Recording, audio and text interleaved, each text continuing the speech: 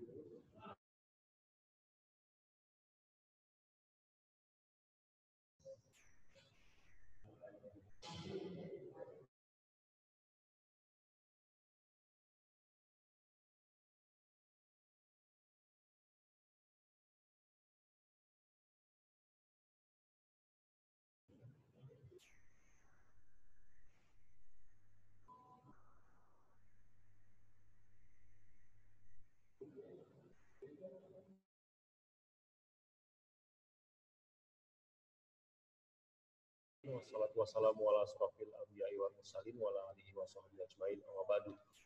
Bapak Ibu jemaah online Masjid Baitul Haq yang dirahmati Allah Subhanahu wa taala.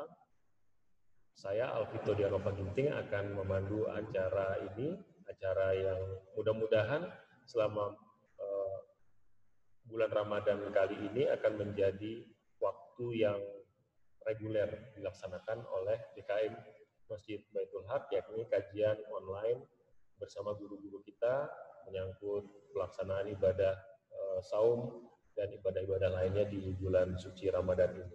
Malam hari ini topik yang akan kita bicarakan adalah berpuasa di musim COVID-19. Bagaimana kita membiasakan diri berpuasa, karena tentu saja kebiasaan-kebiasaan yang selama ini menjadi ritual dan rutinitas kita di bulan suci Ramadan terganggu di tahun ini karena tentu saja ada pandemi corona yang mempengaruhi sendi kehidupan kita bersama. Malam hari ini guru kita spesial, beliau adalah Al-Ustadz Ahmad Zain An-Najah. Saya perkenalkan terlebih dahulu pendidikan dan saya sapa dulu barangkali. Assalamualaikum Ustaz. Kita tidak bisa bersalaman, jadi salam jauh gitu ya. Saya perkenalkan latar belakang pendidikan beliau. S1 adalah Fakultas Syariah Universitas Islam Madinah Al-Munawwaroh tahun 96, kemudian S2 jurusan Syariah Fakultas Studi Islam Universitas Al-Azhar Kairo tahun 2001, dan S3 jurusan Syariah Fakultas Studi Islam Universitas Al-Azhar Kairo tahun 2007. Saat ini kegiatan beliau adalah Direktur Pesantren Tinggi Al-Islam Jati Melati Pondok Melati Bekasi, kemudian Ketua Majelis Fatwa dan Kajian Dewan Dakwah Islamiyah Indonesia Pusat. Selain itu beliau juga menjadi Ketua Majelis Fatwa di MIUMI atau Majelis Intelektual dan Ulama Muda Indonesia Jakarta dan anggota Komisi Fatwa Majelis Ulama Indonesia Pusat. Luar biasa, jadi lengkap sekali malam hari ini. Narasumber kita dengan referensi yang sangat lengkap, insya Allah akan memberikan manfaat pada pertemuan kita malam hari ini. Seperti biasa, kami akan memberikan kesempatan kepada guru kita menyampaikan paparannya, kemudian kami mengajak Bapak dan Ibu sekalian, jemaah online, kajian untuk bergabung untuk menyampaikan pertanyaan kepada guru kita. Silakan Ustaz. Bismillahirrahmanirrahim. Assalamualaikum warahmatullahi wabarakatuh. Alhamdulillah, wassalatu wassalamu ala rasulillah ba'd. Jamaah online, pemirsa dimanapun berada, alhamdulillah kita sudah masuk malam kedua dari bulan Ramadan 1441. Ramadan kali ini sangat unik dan menarik. Belum pernah kita mengalami Ramadan seperti ini selama hidup kita. Selama ini kita hidup normal, sholat di masjid, syiar sholat tarawih luar biasa, kultum, kemudian buka bersama, sahur bersama, mungkin ada itikaf dan seterusnya. Tapi untuk tahun ini nampaknya berbeda, sepi, bahkan secara umum tidak ada sholat tarawih. Seandainya ada pun dengan jumlah yang sangat terbatas, bahkan banyak yang sholat tarawih di rumah karena memang terhalang oleh musim wabah atau COVID-19. Tetapi hal itu tidak mempengaruhi semangat kita untuk terus beribadah kepada Allah Subhanahu wa taala, wabil khusus untuk berpuasa. Hari ini sudah masuk bulan Ramadan, jadi kita membahas tentang puasa di musim COVID-19. Kita berpuasa sebagaimana biasa, karena kalau puasa itu tidak terpengaruh dengan musim COVID-19. Karena puasa itu tidak menular. Puasa sendirian bisa di rumah. Puasa tidak harus di tempat kerumunan atau keramaian orang. Artinya, ibadah puasa kita tidak terpengaruh. Artinya, ibadah kita kepada Allah Subhanahu wa taala tidak terpengaruh. Maka marilah kita senantiasa beristiqomah di dalam ibadah puasa ini tanpa memedulikan lingkungan yang ada. Maksudnya tanpa harus terpengaruh. Kemudian jangan sampai gara-gara musim COVID-19 ini kemudian ada sebagian orang nggak usah puasa karena udah musim COVID-19. Tidak. Atau puasa itu menyebabkan melemahnya imunitas tubuh kita. Juga enggak.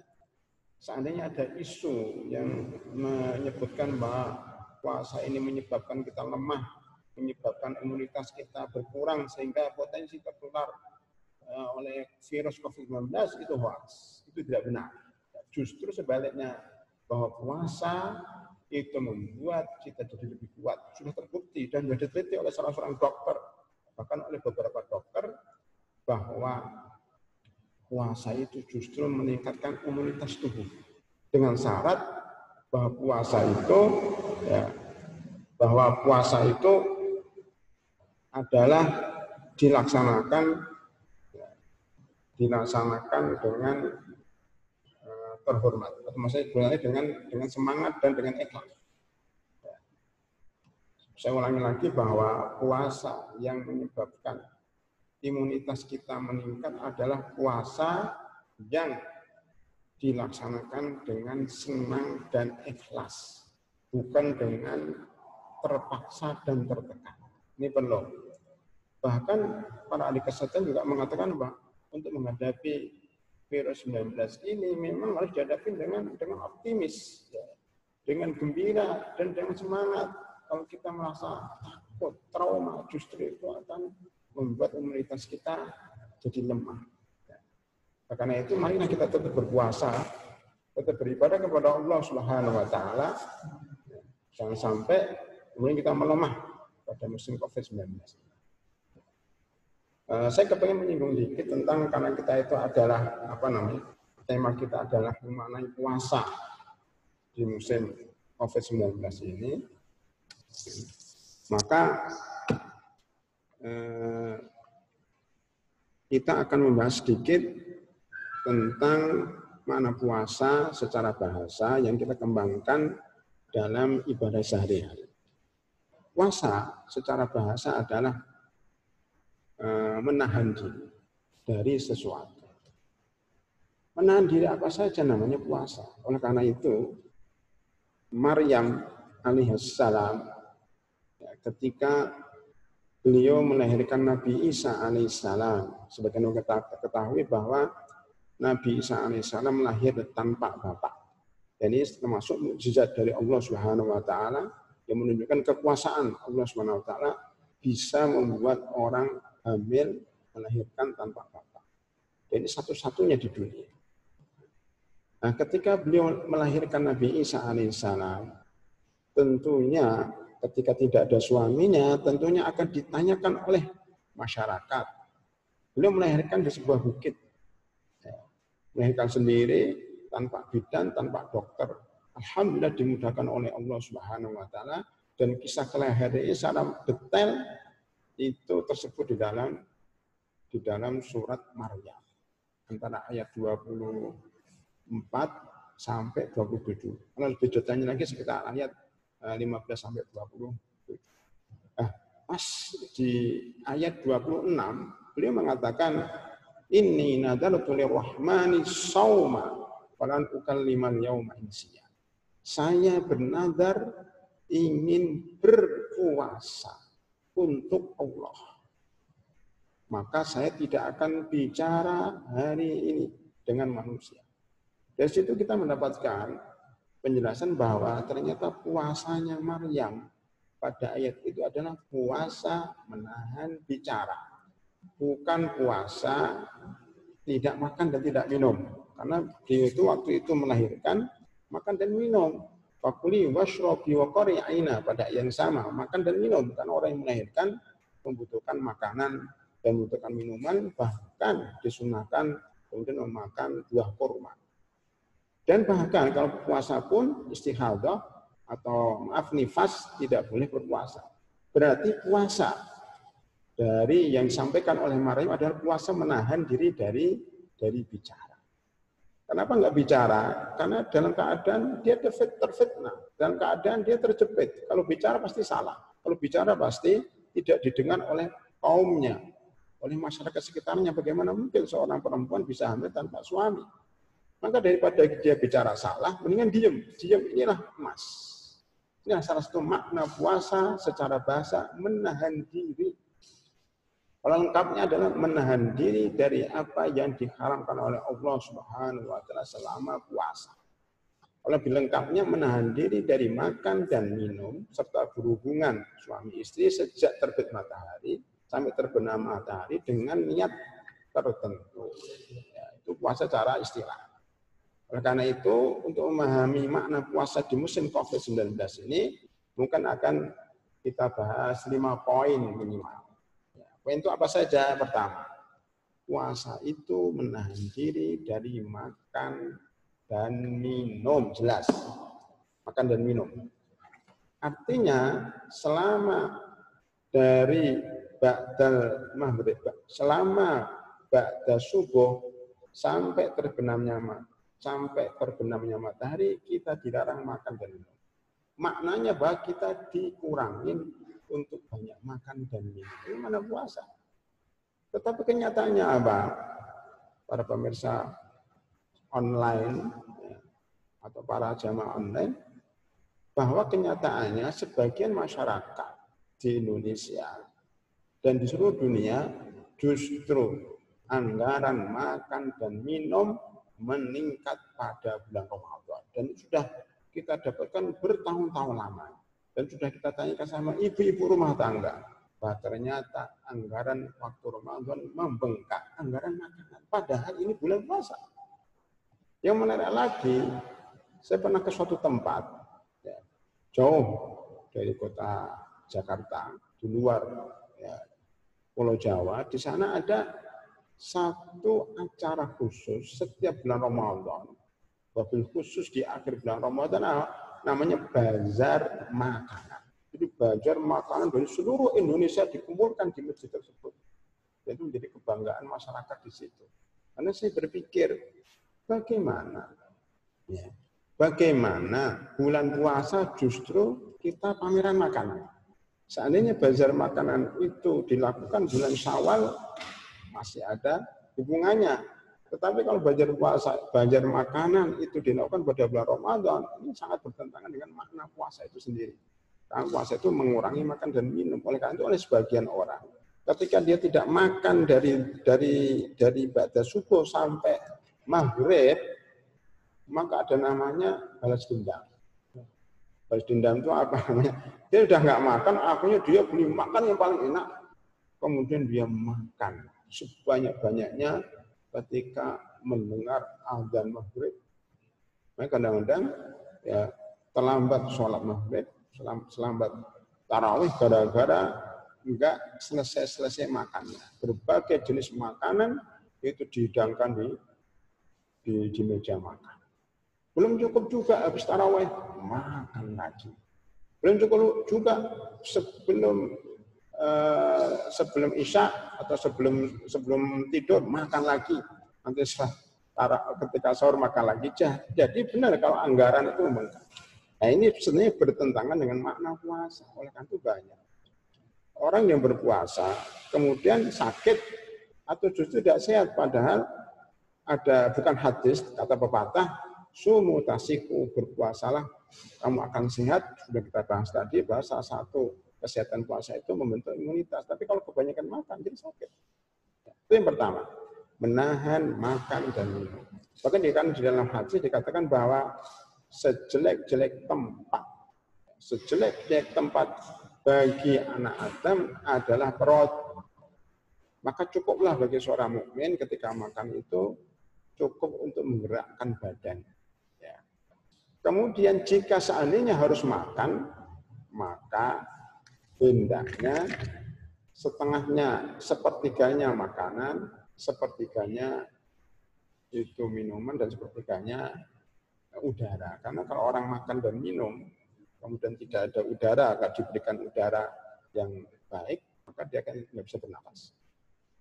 Sekaligus masuk ke poin kedua, berpuasa itu, sebagaimana kita bicarakan tadi, adalah menahan diri dari banyak bicara. Ustaz, saya potong terlebih dahulu karena tiba-tiba saya ada urusan keluarga yang tidak bisa diwakili.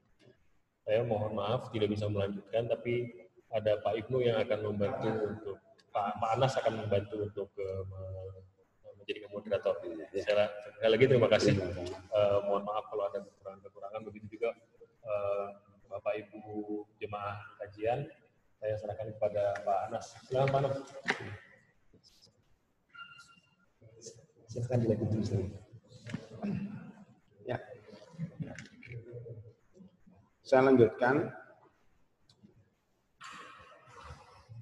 Tapi sampai kepada bahwa kita umat Islam dianjurkan untuk mengurangi makanan, ya, untuk mengurangi bicara. Yang kedua, kita dianjurkan untuk mengurangi bicara. Itu salah satu makna puasa secara bahasa, yaitu mengurangi dan menahan diri dari bicara. Kenapa menahan diri dari bicara?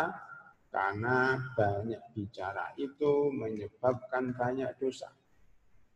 Man katsura kalamuhu katsura khata'uhu. Barang siapa yang banyak bicara, maka banyak salahnya. Bicara ini maksudnya bicara tidak penting. Kalau bicara penting, tausiah, ceramah, itu tidak apa-apa. Yang tidak boleh itu kalau kita bicara tidak penting, kata orang bicara ngalor ngidul, tidak karuan, maka ini menyebabkan kita banyak dosanya. Karena itu ketika berpuasa dianjurkan mengirit bicara. Kenapa? Pertama, kita kepengen mendulang pahala sebanyak-banyaknya. Dengan apa? Kita ingin mendulang ini sebanyak-banyaknya dengan banyak diam dan banyak baca Al-Quran.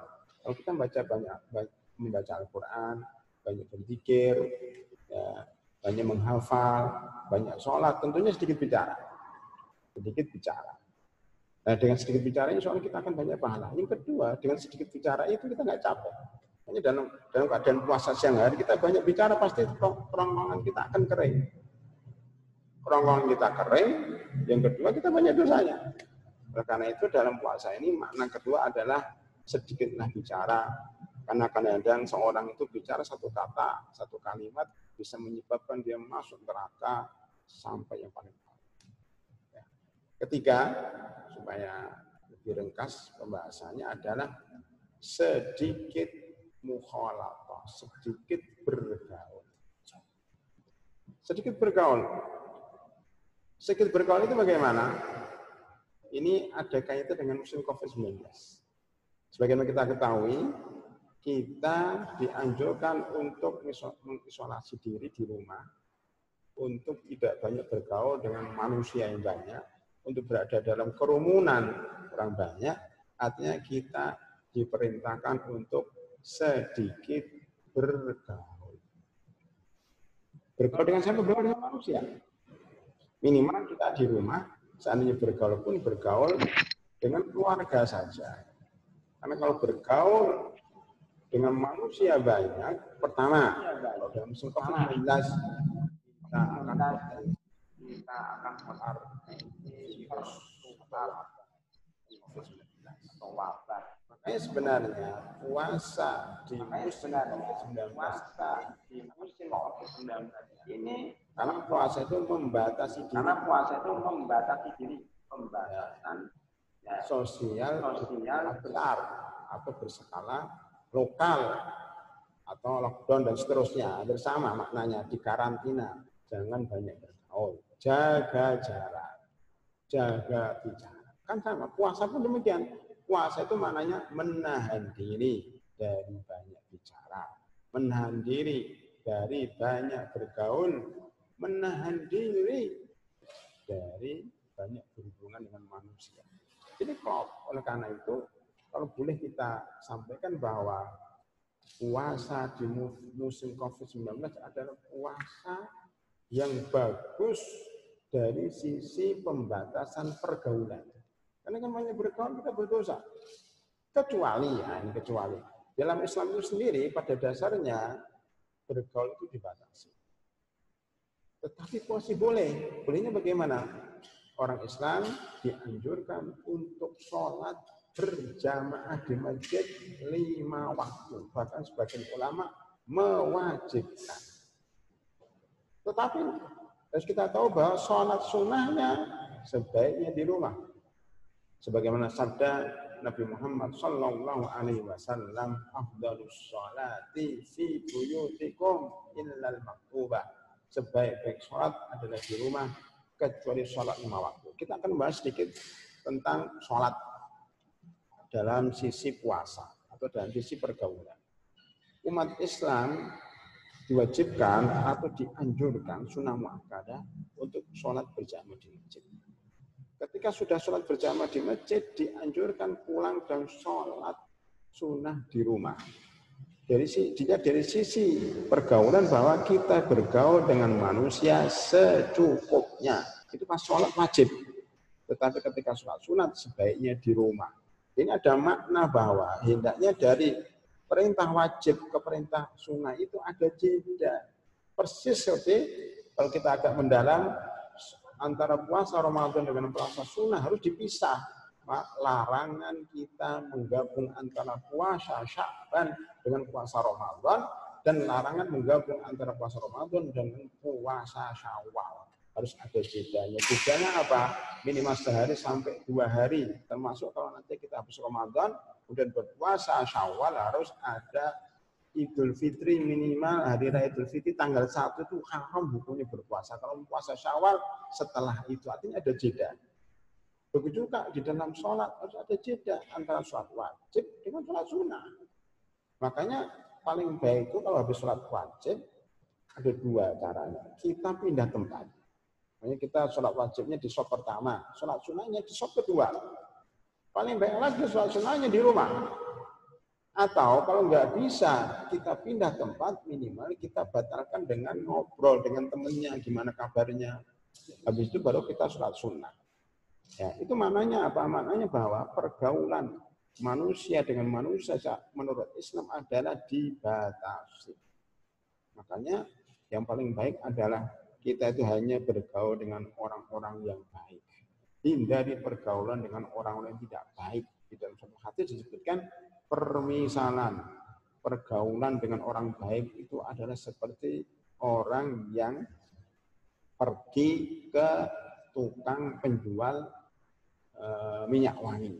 Itu orang baik. Kita kalau bergaul dengan orang baik itu, kalau tidak bisa beli minyak wangi, minimal kita kecipratan, dapat minyak wangi gratis, atau ya kita akan terkena wanginya. Dan permisalan bergaul dengan orang jelek adalah seperti bergaul dengan tukang las. Walaupun kita nggak beli besinya, minimal kita kena bau, bahkan kadang-kadang baju kita akan terkena cipratan itu sehingga kita jadi terbakar atau kosong. Itu contoh pergaulan dengan manusia yang berlebihan. Oleh karena itu, manusia menurut Islam itu dibagi menjadi 4. Para ulama mengatakan bergaul dengan manusia itu dibedakan dengan 4. 1. Manusia seperti udara. Manusia seperti udara itu manusia yang harus kita temui setiap saat. Siapa itu? Itu para ulama. Siapa itu? Orang-orang soleh. Kalau kita bersama orang soleh, bersama para ulama, bersama orang yang baik, pasti akan mencari kecipratan kebaikannya. Maka kita dianjurkan kalau belajar itu dekat dengan para ulama. Al-ulama warasatul anbiya. Ulama itu adalah pewaris para nabi. Jadi seakan-akan kita dekat dengan nabi. Ulama yang benar itu ulama yang kalau ngomong itu dengan Quran, dengan sunnah, kalau bicara dengan ilmu pasti kecipratan. Maka ulama adalah seperti udara. Kalau kita lepas dari ulama, kita akan mati. Mati hati kita, mati agama kita. 1. Bergaul dengan ulama, bergaul dengan ahli ilmi, bergaul dengan ahli ibadah harus setiap saat. Maksudnya setiap saat itu mungkin dengar ceramahnya, dengar nasihatnya, atau dengar hadis yang keluar darinya. Yang kedua, kelompok kedua dalam soal pergaulan adalah apa? Bahwa kita bergaul dengan manusia seperti makanan. Maksudnya apa? Makanan itu kalau pas lapar kita makan. Kalau pas makan jangan banyak-banyak, secukupnya. Kemudian kita selesai. Minum juga demikian. Kalau pas kita haus, minum. Kalau nggak haus, nggak minum. Itu kelompok kedua. Ya. Orang seperti ini, ada orang yang kita seperti itu. Artinya apa? Kita kalau bergaul dengan orang itu secukupnya saja. Secukupnya saja. Kalau kita berlebihan, hanya ngobrol dengan seseorang, mestinya jatah ngobrol dengan orang itu hanya 15 menit. Tiba-tiba kita ngobrol jadi 1 jam. Itu akan membuat kita kekenyangan dan akan membawa penyakit. Yang ketiga, tipe manusia seperti obat. Tadi, tipe manusia seperti makanan itu kita butuhkan setiap hari 3 kali. Rutin, tapi pada batas tertentu. Yang ketiga, seperti obat. Obat itu kita butuhkan pas sakit. Ada manusia yang kita itu perlu butuh ketemu dengan dia, tapi pas sakit saja. Tidak setiap saat. Ya, maka harus kita bedakan tadi, orang yang seperti udara, orang yang seperti makanan, orang yang seperti obat, yang terakhir orang seperti racun. Orang seperti racun itu kita ngomong dikit itu sudah berbahaya. Ya kan? Mungkin ngomong banyak dengan orang. Orang harus kita tinggalkan sama sekali.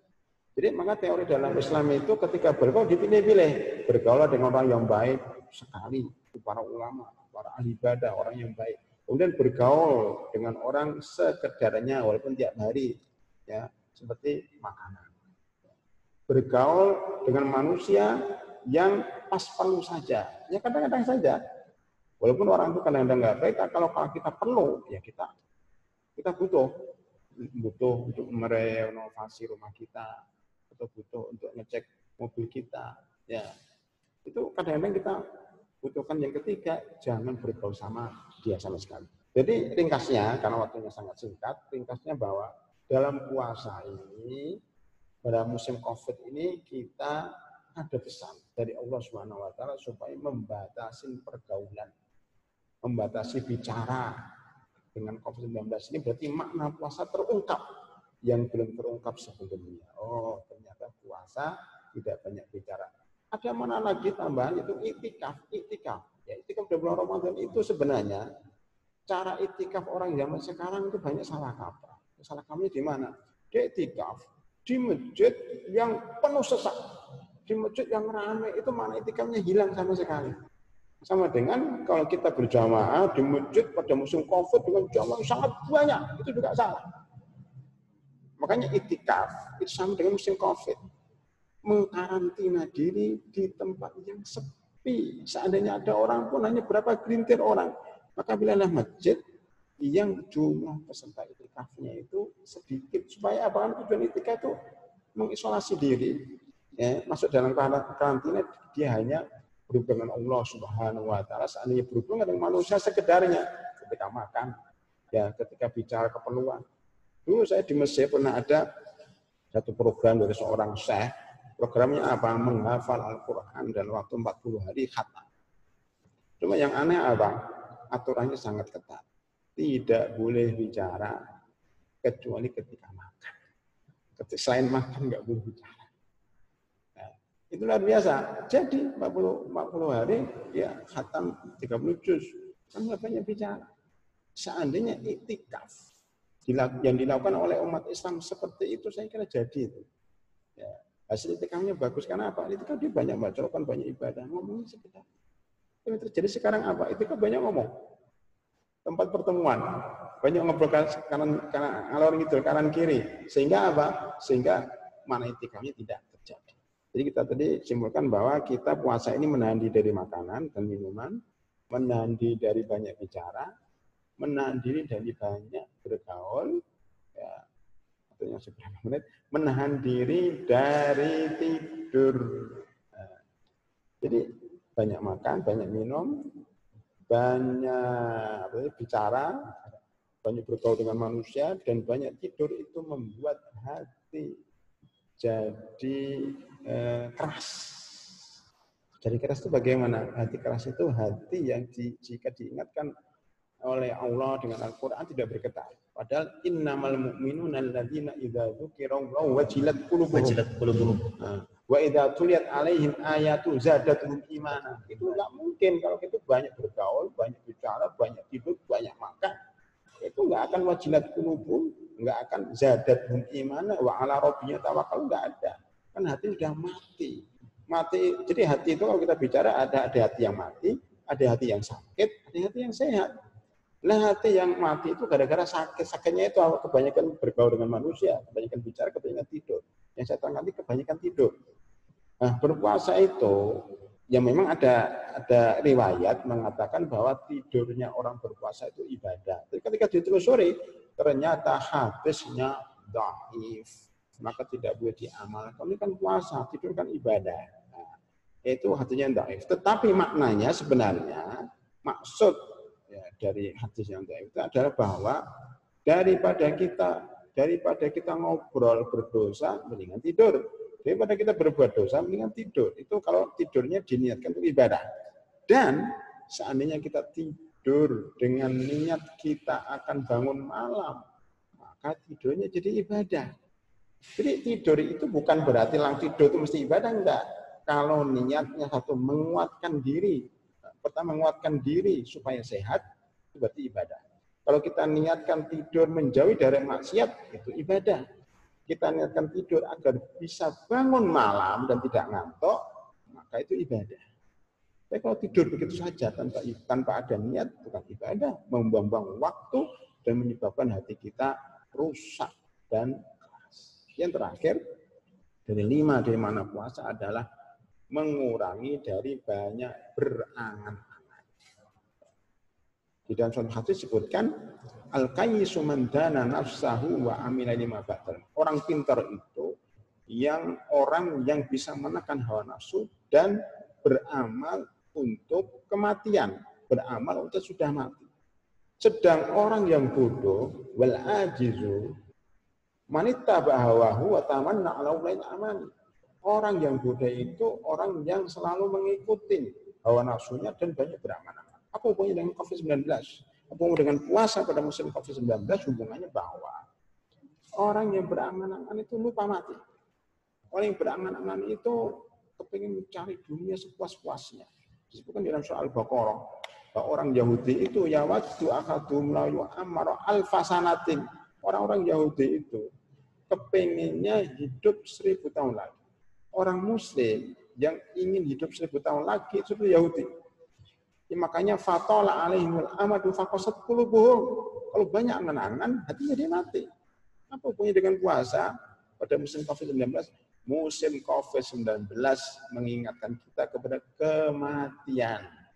Setiap hari ada yang mati, sudah zona merah, ada saudara kita meninggal dunia, tadi juga baru saja seorang tokoh dakwah besar hari ini meninggal dunia pada jam 1 tadi, subhanallah, hampir setiap saat ada orang mati, itu menyebabkan kita nggak banyak berangan-angan.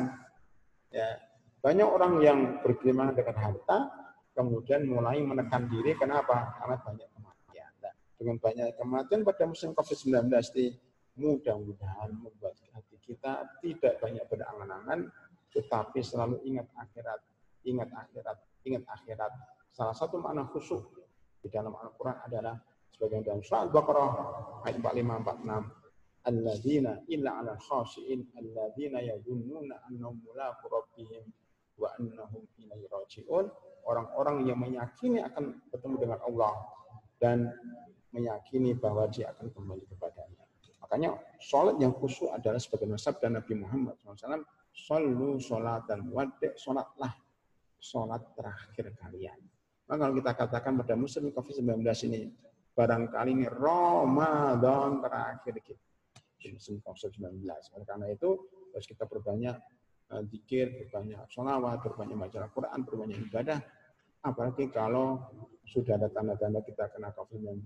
Itu membuat kita khusyuk. Oleh karena itu, para pemirsa yang kami hormati, 5 makna puasa yang bisa kita terapkan pada musim COVID-19 adalah apa? Menahan diri dari makan dan minum, menahan diri dari banyak bicara, menahan diri dari banyak pergaulan, berkerumunan di banyak orang, menahan diri dari banyak tidur, dan terakhir menahan diri dari yang terakhir tadi apa? Menahan diri dari yang terakhir menahan diri dari banyak berangan-angan, karena kiamat sudah dekat, sudah banyak muncul tanda-tanda kiamat. Ya, apalagi masuk virus ini adalah salah satu tanda dekatnya kiamat. Mudah-mudahan bisa membersihkan hati kita. Wallahu a'lam bishawab. Alhamdulillah. Alhamdulillahirabbil alamin. Syukran katsiran atas penjelasannya. Bapak Ibu yang dirahmati Allah, izinkan saya memberikan sedikit doa untuk Pak Alvito, di mana beliau saat ini diberikan ujian ibundanya, semoga diberikan yang terbaik. Jemaah semua mendoakan semuanya, termasuk Ustadz, mohon doanya Pak Alvito, karena begitu mendukung kegiatan dakwah di Baitul Haq. Masya Allah. Mereka selama 30 menit ke depan, insya Allah saya akan menemani Ustadz memandu acara ini untuk bisa berinteraksi dengan para jemaah yang ada di rumah. Mungkin Ustadz begini aja, langsung aja ke pertanyaan, karena ada sesi pertama, kita buka 3 pertanyaan dulu ya, nanti dari jamaah yang sudah menunggu. Silakan kepada jamaah, mungkin ada yang pertama, tadi ada pertanyaan dari lewat video ya. Oh, Masya Allah. Ya, silakan, ini live interaktif Ustadz. Ya. Terima kasih. Assalamualaikum warahmatullahi wabarakatuh. Waalaikumsalam. Terima kasih Bang Anas dan Ustadz Zain, terima kasih kesempatannya. Tadi sangat menarik yang disampaikan Ustadz tentang makna puasa, khususnya di masa pandemi virus COVID-19 ini. Namun pertanyaan saya bukan terkait dengan makna puasa, tetapi terkait dengan sholat di rumah. Ya, dengan sholat di rumah otomatis ya kita keluarga-keluarga Islam khususnya mungkin di seputaran Puri Gading ini akan menyelenggarakan sholat, baik sholat wajib maupun juga sholat sunnah, khususnya sholat tarawih di rumah masing-masing. Nah, permasalahannya adalah ketika sholat di rumah ini, Ustaz, tentu dengan keterbatasan mungkin hafalannya, bacaannya itu dari kepala rumah tangganya atau bapaknya, mungkin akan ada sedikit protes nih dari istrinya atau ibu-ibunya gitu, Ustaz. Nah, kira-kira bagaimana nih solusinya supaya bapak-bapaknya bisa tetap pede, ya, percaya diri untuk mengimami jamaah dari keluarganya tersebut. Nah, itu barangkali Ustaz pertanyaan saya. Terima kasih. Assalamualaikum warahmatullahi wabarakatuh. Ustaz, tadi pertanyaannya ini sering ditanyakan juga, akan di media online. Bagaimana ketika kita sebagai pemimpin keluarga, ingin menjadi imam, yang real imam nih. Tapi kita dalam bacaan Masya Allah. Baik. Jawaban ini saya mulai mengutip firman Allah Subhanahu wa taala dalam Al-Furqan 74 surat ke-25 ayat A'udzubillahi minasyaitonir rajim. Bismillahirrahmanirrahim. Walladzina yaquluna rabbana hab lana min azwajina wa dzurriyyatina qurrata a'yun waj'alna lil muttaqina imama. Orang-orang hamba Rahman, hamba Allah yang baik itu yang selalu berdoa, ya Allah, berikan kepada kami, istri-istri kami, dan keturunan-keturunan kami sebagai qurrata a'yun, penyucuk mata. Dan jadikan kami sebagai pemimpin orang-orang muttaqin. Ayat itu nggak dipahami kecuali dalam COVID-19. Ini hebatnya nih, takdir Allah yang oleh sebagian manusia dianggap buruk, sebenarnya di sisi Allah itu baik. Allah itu kepengin baik ketika mentakdirkan virus 19 ini. Cuma kebanyakan manusia nggak paham, nggak bisa memahami takdir Allah ini. Salah satu hikmah atau kebaikan dari adanya virus 19 ini, masing-masing dari kita mulai belajar jadi pemimpin. Seakan-akan Allah memaksa kita yang selama tidak mau jadi pemimpin, kamu harus jadi pemimpin. Mau tidak mau. Karena kamu pemimpin keluarga, terus bisa menjadikan teladan bagi keluarga. Rasulnya tadi, salah satunya tadi apa? Saya berdoa itu. Hablana min Rabbana hablana min azwajina wa dzurriyyatina qurrata a'yun. Tapi ada syaratnya.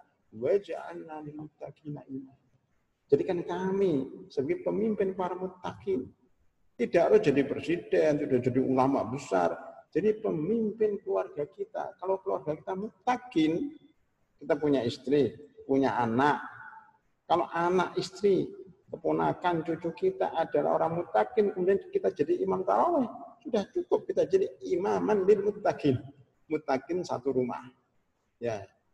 Kemudian kalau salah satu anaknya namanya muttaqin, Muhammad muttaqin, tidak imaman lil muttaqin anaknya itu. Yang kedua, apa yang saya maksud di sini sebagai jawaban bahwa mau tidak mau harus belajar. Tidak mungkin lah kita sebagai pemimpin keluarga karena nggak bisa baca Al-Quran nyewa pemimpin keluarga lainnya. Ya mungkin bisa nyewa anak-anak muda yang hafalannya Al-Quran yang kita panggil ke rumah kita. Tapi kan tidak bisa setiap saat. Makanya dari sinilah mestinya sebelum Ramadan kemarin sudah dipersiapkan. Wah ini pasti nanti kalau Ramadan saya sudah jadi imam tarawih di rumah. Dipersiapkan. Salah satu persiapannya apa? Membaca Al-Quran ketika jadi imam. Ibu-ibu sebenarnya nggak harus protes, mestinya juga harus kerjasama. Salah satu caranya apa? Kalau nggak bisa membaca bacaan yang panjang, ada dua alternatif. Mengulangi hafalan yang pendek-pendek. Tidak apa-apa baca rakaat pertama Qul ya ayyuhal kafirun, rakaat kedua Qul huwallahu ahad, rakaat ketiga baca inna a'tainakal kautsar, rakaat keempat membaca alam tara kaifa fa'ala rabbuka ya sabil fil. Kalau lupa lagi Qul ya ayyuhal kafirun lagi diulang-ulang. Bahkan baca itu diulang-ulang setiap hari juga enggak masalah. Seandainya dan itu dulu pernah ada sahabat yang setiap rakaat dia membaca Qul huwallahu ahad. Diprotes oleh jamaah di masjid itu, Pak. Diprotes memang enggak hafal yang lain. Ini dipanggil oleh Rasulullah. Dicek, kenapa membaca Qul huwallahu ahad? Kata sahabat, saya cinta sama, senang sama ayat ini karena di sini tauhid. Maka Rasulullah mengatakan kamu bersama yang kamu cintai. Masya Allah. Kamu masuk surga karena kamu mencintai ayat Qul huwallahu ahad. Al-Ikhlas. Nah, ini kesempatan kita untuk mengulang-ulangi ayat surat Al-Ikhlas itu luar biasa isinya. Itu satu. Yang kedua, kalau ingin lebih bisa berkembang lagi, boleh membaca Al-Quran pas sholat. Tetapi bukan dipegang. Kalau memegang Al-Quran pas sholat seperti ini, hukumnya makruh. Kenapa? Kan dia akan membuat kita bergerak kemana-mana. Rukuk juga meletakkan di kantong, atau apalagi kalau Qurannya besar, ya letakkannya di mana susah. Maka solusinya adalah kita membeli namanya mushaf tarawih. Atau mushaf biasa yang enggak besar, kemudian kita beli tiang sedikit, ini kita tempel di tiang itu, tiang atau apa semacam tempat mushaf itu jadi imam, baca di situ. Itu tidak membuat tangan kita berubah-ubah, cukup satu lembar setiap rakaat atau 2 halaman, ya atau 1 halaman juga boleh. Tinggal kita merubah rokok kita sedikit dengan bergeser dikit saja. Itu nggak bisa. Itu lebih baik daripada kita megang mushaf. Dan itu bisa khatam. Tarawih pun bisa berapa lembar, bisa 1 juz membaca, dan keluarga kita nggak komplain lagi. Makanya orang yang baik adalah, orang yang besar adalah merubah sebuah tantangan trade menjadi sebuah opportunity, sebuah kesempatan. Jangan menyalahkan keadaan, jangan menangis dengan keadaan. Rubahlah air mata dan keringat, mudah-mudahan dengan COVID-19 kita di rumah tambah pinter, tambah banyak hafalan. Alhamdulillah Ustaz. Semoga bisa menjawab Pak Agus ya. Ada pertanyaan berikutnya Ustaz dari kedua nih Pak Febri Purnama. Jadi kan ada semacam anjuran ketika COVID-19 ini dibanyakan untuk minum Ustaz. Ya kan? Sementara ini kondisi sekarang puasa. Ya. Nah ini kira-kira bagaimana menyikapinya dalam ajaran Islam? Ya. Jadi dianjurkan untuk banyak minum, namun pada kenyataannya kita kan nggak bisa banyak minum karena berpuasa. Ya. Baik, Pencerahan. ini hampir sama dengan seorang yang sakit, kemudian dianjurkan dokter untuk minum obat sehari 3 kali. Kalau dia datang seorang dokter muslim, dia akan mengatakan bahwa minum obatnya tidak harus siang, pagi, siang, sore, enggak. Tapi diganti sahur itu pagi, buka itu siang, malam habis tarawih itu malam. Jadi anjuran dokter minum obat 3 kali itu masih bisa dirasakan waktu puasa. Demikian juga anjuran minum banyak. Itu dia lakukan ketika sebelum sahur. Atau waktu sahur itu minumnya banyak. Memang dianjurkan, ada COVID, nggak ada COVID. Dianjurkan banyak minum. Banyak minum itu ternyata menyehatkan banyak penyakit akibat dehidrasi, kekurangan minuman. Dan kalau kita terangkan bahwa air itu sumber kehidupan. Bahkan langit dan bumi dulu asalnya air. Tapi seluruh makhluk hidup itu diciptakan dari air, termasuk kita. Kalau kita kekurangan air itu menimbulkan banyak penyakit. Jadi tidak usah nunggu COVID-19. Sebelum COVID-19 pun diperintahkan untuk minum air waktu sahur. Ya. Ketika berbuka, makanya di sini jangan banyak makan gorengan yang banyak minyaknya. Tapi banyak minum air hangat. Nanti malam juga bisa minum air hangat dan seterusnya. Insya Allah sudah tercukupin. Ya, karena selama ini dokter menganjurkan seperti itu, baik di musim COVID maupun tidak pada musim COVID. Insya Allah sehat. Sudah saya sampaikan di awal tadi bahwa puasa itu meningkatkan imunitas kita. Allah SWT sudah membuat membuat aturan, itu sudah diperintahkan puasa dari ba'da subuh sampai maghrib itu tidak menyebabkan orang sakit atau mati, dan belum ada ceritanya orang mati gara-gara puasa, justru malah sehat. Jadi nggak usah khawatir. Ini syariat Islam tidak akan bawa madarat kecuali yang punya penyakit tertentu yang berbahaya. Kalau sehat insya Allah nggak apa-apa. Barakallahu fiikum. Syukur Ustaz. Mudah-mudahan bisa menjawab Pak Febri. Ini ada pertanyaan berikutnya ketika Ustaz dari jamaah juga ini. Jadi pertanyaannya begini dari Pak Andi Agung. Saat ini kita tadi sebagai Ustaz sampaikan perlu menahan dari nafsu makan, terutama yang berlebihan mungkin Ustaz di sini. Nah, dan itu pada bulan puasa biasanya konsumsi itu meningkat. Iya. Seperti yang Ustaz sampaikan, itu realitas. Nah, tapi di sisi lain bagaimana hubungannya dengan kita ingin menciptakan rezeki bagi pedagang-pedagang kecil atau UMKM. Nah, kira-kira kronologisnya di saat itu kita harus sedikit menahan kebutuhan kita, tetapi kita juga ingin menciptakan peluang rezeki buat mereka. Ya, baik. Mendapatkan harian. Mohon Pertanyaan bicara juga. Cuma gini ya.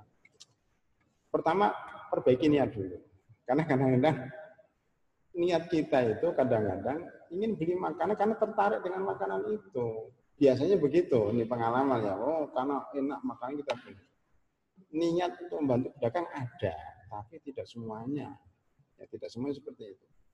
Kalau niatnya membantu pedagang kecil sebenarnya sangat sederhana. Cukup kita beli uang dia, nggak kita ambil makanannya, bisa. Atau kita beli makanannya, kita berikan kepada yang butuh. Karena kita di rumah sudah membuat kolak sendiri, sudah punya makanan sendiri, kita beli pedagang, kita berikan kepada yang butuh. Betapa banyak orang hari ini yang tidak bisa makan.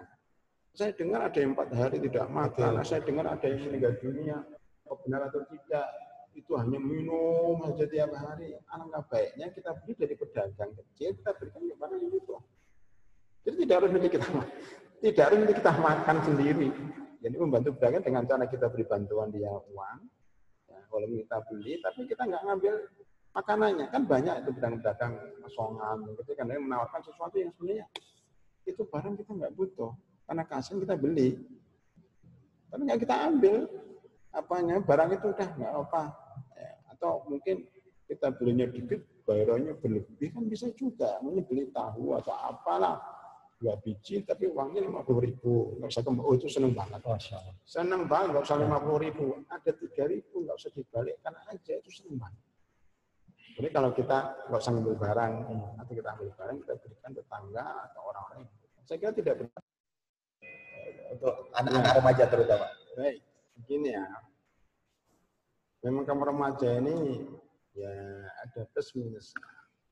Mereka itu punya kekuatan yang luar biasa, bahkan disebut dalam Al-Quran. Innahum fityatun amanu birabbihim wa zidnahum huda, sampai Ashabul Kahfi itu pemuda-pemuda Ashab itu para pemuda-pemuda yang menjadi tulang punggung dakwah. Bahkan di zaman Nabi Muhammad SAW itu para pendukungnya adalah orang-orang pemuda-pemuda. Ya. Sayang kalau tenaga mereka ini kemudian mubazir. Pemuda itu kalau makan banyak. Jadi kebutuhannya sangat banyak sekali, banyak keperluannya. Kalau mereka nggak dikeluarkan tenaganya, jadi sakit. Makanya mereka biar banyak makan, nggak apa-apa, karena pertumbuhan mereka memang diperlukan makanan itu yang bergizi itu pertumbuhan mereka. Oleh karena itu, supaya ini nggak mubazir, mereka keluar keringat. Jadi kalau pemuda itu banyak makan, banyak masuk gizi nggak dimanfaatkan, justru malah sakit. Oleh karena itu, supaya sehat harus dikeluarkan. Nah, disinilah sebenarnya manajemen seorang bapak atau ibu untuk maksimalkan potensi ini. Selama ini kalau yang masak, yang nyuci, yang bersihkan ibu, ya musim COVID ini harus anak-anak yang muda-muda. Iya, nyuci, ngepel, bersihkan. Justru ibu pada musim COVID ini banyak duduk, ya, banyak merintahkan anak-anaknya. Gantian sekarang itu istirahat, orang tua istirahat. Bahkan bapak-bapaknya sekarang katanya. Ya bapak dan anak-anak laki-laki ya mungkin bolehlah masak anak perempuan yang remaja, tapi kalau untuk yang bagian berat-berat yang makan tenaga itu anak-anak muda itu pertama dalam sisi kekuatan badan ya bersih. Kedua, justru anak muda kita manfaatkan untuk IT. Anak muda suka IT ya, internet. Kita manfaatkan seperti ini. Nah, ini kan banyak pemudanya. Jadi bagaimana mengembangkan dakwah lewat online dari anak muda. Mengembangkan media sosial untuk dakwah anak muda, orang tua ibu udah gaptek, udah ketinggalan kalah dengan anak. Kita manfaatkan, jangan sampai dia di rumah itu kosong. Kita manfaatkan dan itu terbukti efisien. Jadi ada dua, manfaatkan tenaga mereka yang berlebihan. Yang kedua manfaatkan kehausan mereka untuk mengenai perkembangan IT dan media sosial. Insya Allah bermanfaat. Baik Ustaz. Syukran. Ini ada pertanyaan yang sudah siap sepertinya pertanyaan. Baik, silakan yang mau bertanya. Ya, silakan. Ya, silakan. Assalamualaikum, Ustaz. Waalaikumsalam. Ya, silakan. Dari mana? Dari Jamaah Masjid Baitul Haq, Ustaz. Ya. Saya ingin bertanya kepada Ustadz Ahmad Zain. Pada saat ini masjid-masjid sedang ditutup karena adanya wabah COVID-19 atau corona. Tapi pada saat ini juga pada sore hari manusia banyak berkumpul atau berkeliaran karena adanya tradisi ngabuburit. Apa yang saya harus lakukan dalam kondisi seperti ini, Ustaz? Terima kasih. Tadi pertanyaannya dengan yang memang ini terjadi, Ustaz. Ya, di sekeliling kita masih banyak. Padahal kita diharapkan semuanya kan banyak di rumah. Mohon pencerahannya bagaimana kita menyikapinya. Ya, baik. Saya juga merasakan, kita satu lingkungan juga di sekitar daerah kita ini ya ada pasarnya. Memang kebiasaan lama itu belum bisa dihindarkan. Ya, ini memang perlu kesadaran kita. Ya, kesadaran kita semua kerjasama. Makanya begini ya, kita harapkan kalau ada keperluan, ya keperluan masih belum berbuka, beli makanan. Tapi cukup satu orang saja. Saya banyak melihat kadang-kadang istri, anak ibu 2 beli makanan, ngapain gitu? Cukup 1 orang saja. Ya, kemudian berjarak mestinya. Ya. Kenapa kok masih masih berkerumun seperti itu? Itu memang dilematis. Memang keperluan tidak bisa dihindarkan, tapi pilih waktu. Pertama, jangan pilih waktu sebelum berbuka. Persis, bisa sebelumnya. Toh kita banyak di rumah. Kemudian juga dianjurkan pedagang-pedagang itu jualannya juga jangan pas sore saja, kalau bisa agak siang dikit supaya nggak banyak berkumpul dalam satu waktu. Apalagi nanti berbuka bersamanya juga nanti sholat maghrib misalnya akhirnya terlambat. Ya, jadi hadapan kita kesadaran masing-masing dimulai dari yang punya ilmu lah, yang berpendidikan dulu supaya menyadarkan kepada anaknya, istrinya itu dulu. Kalau setiap dari kita itu bisa menyadarkan anak dan istrinya, insya Allah nanti juga yang lain akan niru. Tapi kalau kita bukan contoh yang baik, akhirnya orang-orang awam yang kadang-kadang kurang perhatikan ilmu atau mereka butuh, itu akhirnya menganggap biasa. Itu juga karena faktor terlalu lamanya musim ini sehingga mereka bosan di rumah. Mereka sudah menjaga diri tapi nggak selesai, akhirnya bosan, akhirnya ya kembali kepada kebiasaan yang lama. Nah, ini mohon kerjasama kita. Bagaimana sikap kita? Mulai dari kita dulu. Ya, insya Allah masing-masing mulai dari kita tidak binafsik, insya Allah yang lain akan ikut. Oh, ya. Baik, mudah-mudahan bisa menjawab pertanyaan tadi. Dari sisi keduanya, 2 pertanyaan lagi. Silakan. Penanya berikutnya, silakan. Assalamualaikum, silakan.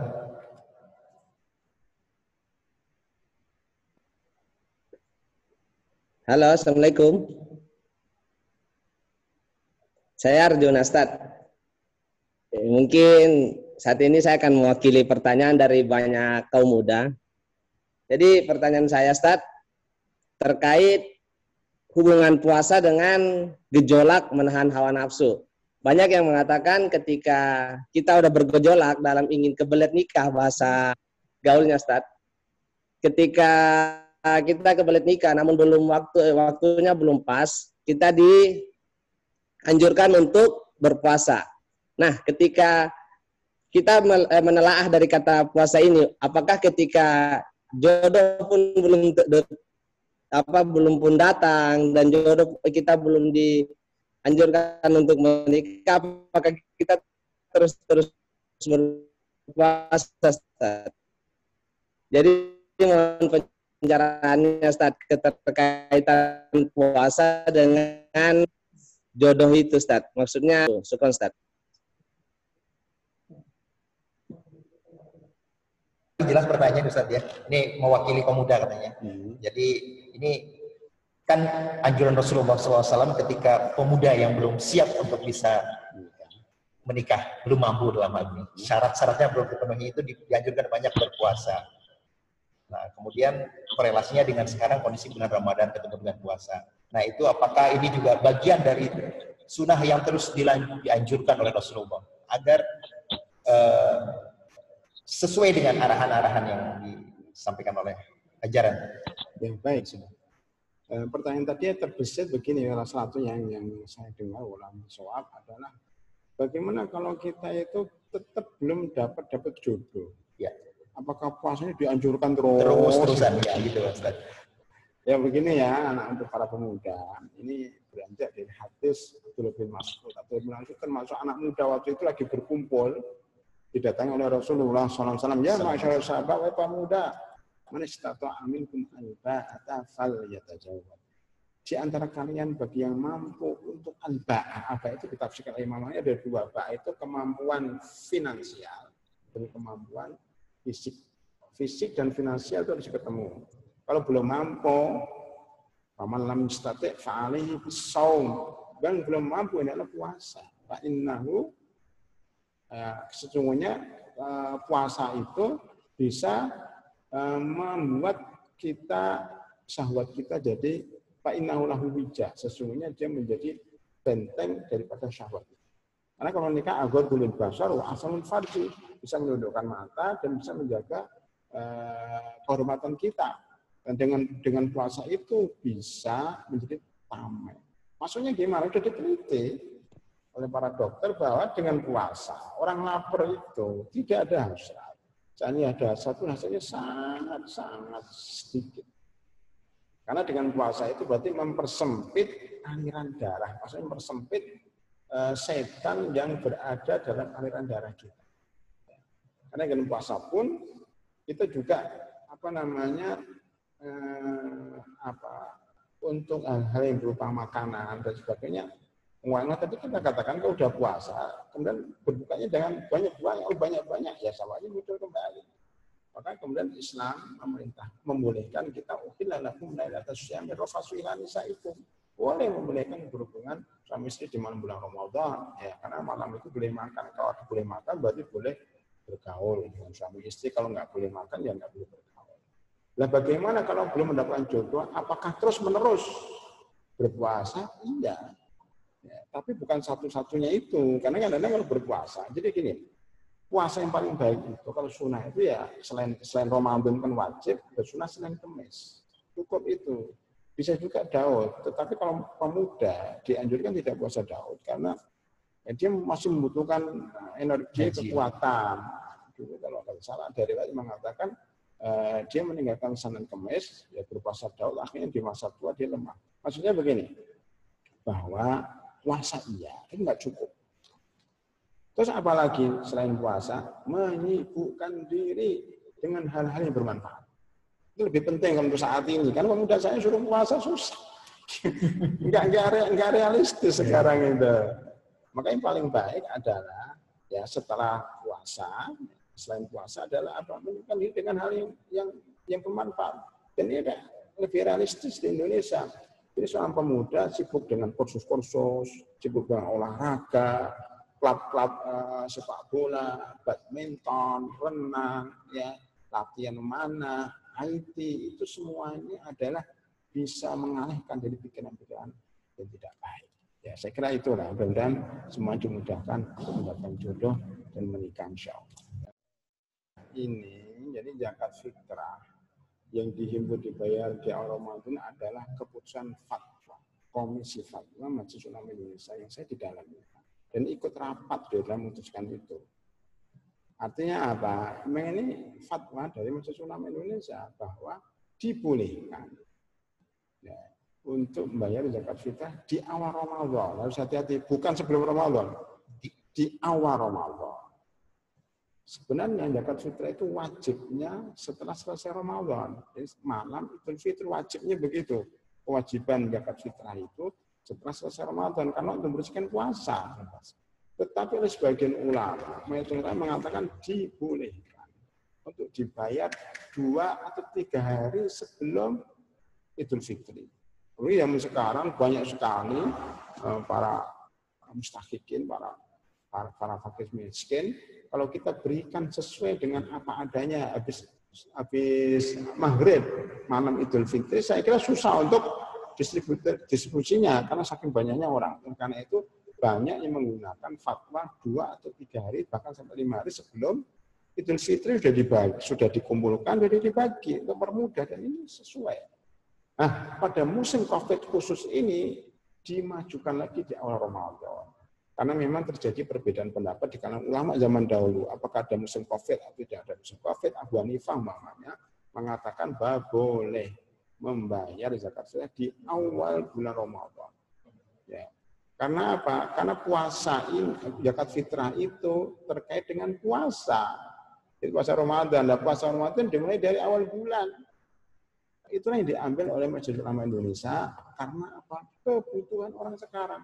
Banyak yang di PHK, banyak orang miskin, banyak orang yang tidak bisa melakukan usahanya karena musim Covid ini, mereka butuh sahur, butuh berbuka, maka dianjurkan dan dibolehkan, tidak wajib dibayar di awal bulan. Kan masjid-masjid sejak sekarang boleh ya mengumumkan bahwa zakat fitrah mulai dibayar sekarang juga boleh, tapi tidak wajib. Boleh juga setelah tanggal 20 Ramadan. Jadi ini sebenarnya anjuran atau kebolehan bukan kewajiban.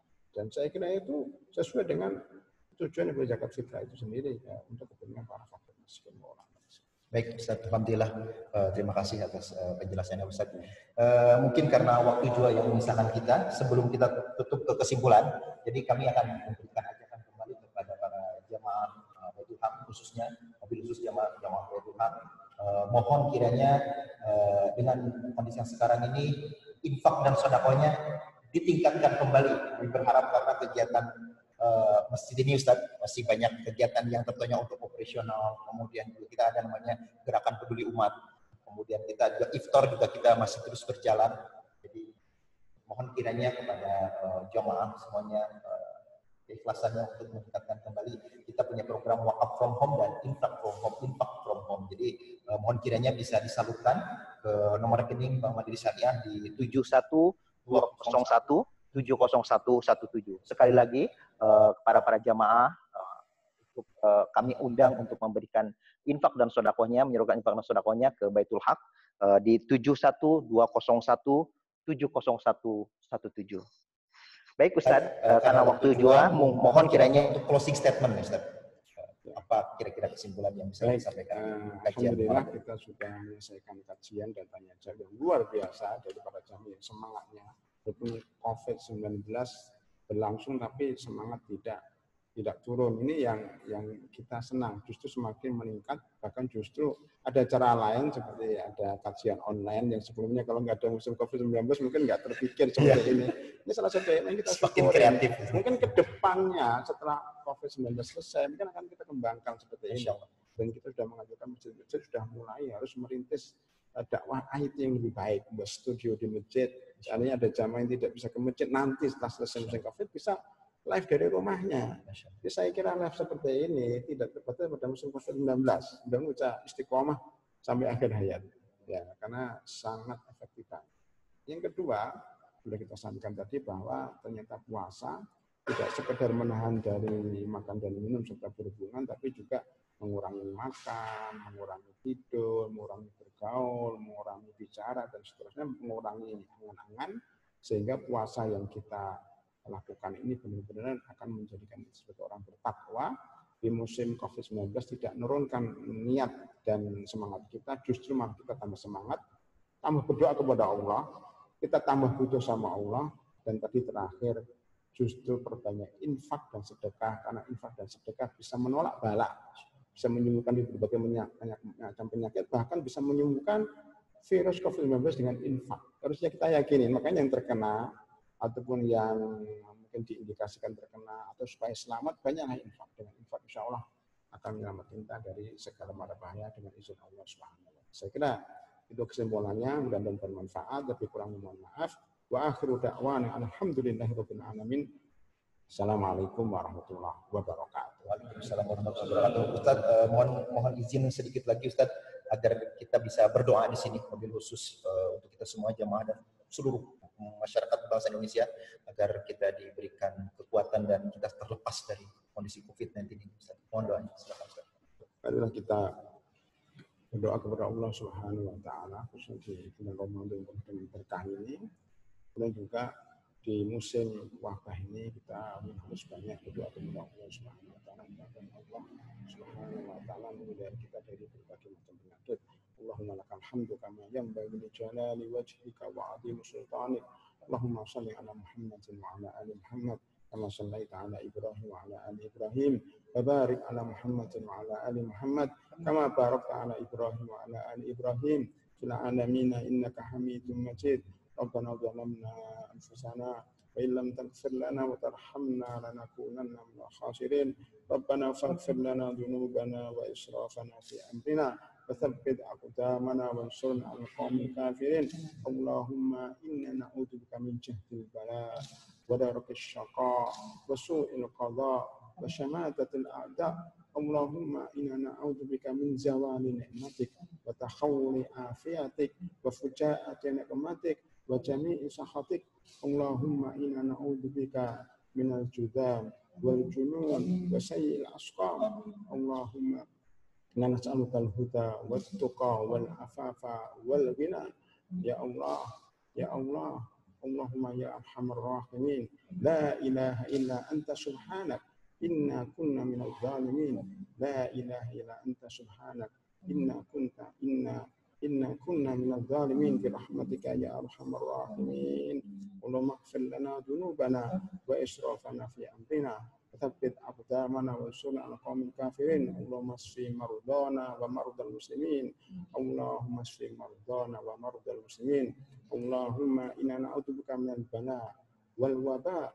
Ya Allah, ya Rabbi, hindarkan segala mara bahaya dari diri kita, dari diri keluarga kita, dari diri bangsa kita ini ya Allah. Ya Allah, hindarkan penyakit ini dari keluarga umat Islam, dari bangsa kita. Mudah-mudahan ya Allah Engkau berikan kemudahan. Allahumma la sahla illa ma ja'altahu sahla wa anta taj'alul hasana idza syi'ta sahla.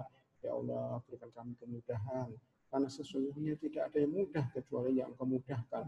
Mudahkan urusan kami, mudahkan urusan keluarga kami, mudahkan urusan bangsa kami, sehingga kita bisa hidup normal kembali, bisa menyembah kepadamu dengan normal lagi ya Allah. Ya Allah, berikan kepada kami kekuatan untuk menghadapi musibah yang ada ini ya Allah. Jadikan musibah ini sebagai pahala. Ya Allah, Allahumma ajurna fi musibatina.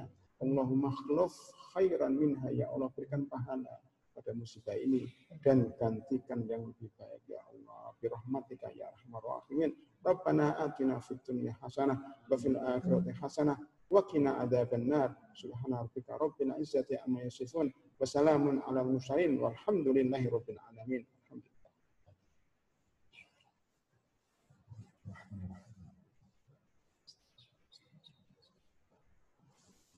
Baik, Bapak Ibu, jamaah rahimakumullah, waktu jualan yang memisahkan kita, kami atas nama panitia dan pembawa acara, mohon maaf yang sebesar-besarnya jika ada pertanyaan yang belum bisa dijawab. Ikuti kajian-kajian kami berikutnya, semoga kita istiqomah bisa bergabung dengan kajian-kajian lagi interaktif dengan Masjid Baitul Haq. Terima kasih, baik Ustaz, terima kasih sekali lagi, syukran katsiran. Bapak Ibu, assalamualaikum warahmatullahi wabarakatuh. Semuanya.